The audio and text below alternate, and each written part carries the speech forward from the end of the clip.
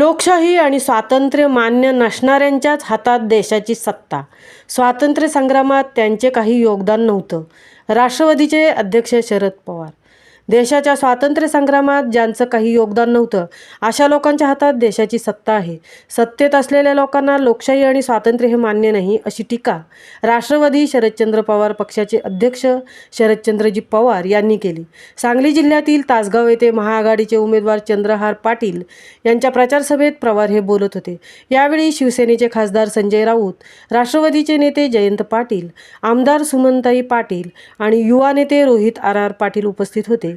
माजी पंतप्रधान पंडित जवाहरलाल नेहरू यांच्या काँग्रेसच्या नेत्यांनी देशासाठी स्वातंत्र्य लढ्यात महत्त्वाची भूमिका बजावली. मात्र ज्यांनी स्वातंत्र्य संग्रामातच भाग घेतला नाही तेच लोक नेहरूंच्यावर टीका करत आहेत, असे सांगून पवार पुढे म्हणाले, लोकशाही मान्य नसणारे सत्ताधारी नेते हे थेट विरोधी पक्षातल्या नेत्यांना तुरुंगात टाकण्याचे काम चुकीच्या पद्धतीने करत आहेत, अशी टीकाही शरद पवार यांनी यावेळी केली. देशात आणि राज्यात वेगळे वातावरण तयार झाले असून इंडिया आघाडीला यश मिळेल असा दावाही शरद पवार यांनी यावेळी केला. महामुंबईसह मिलिंद खारपाटील, तासगाव.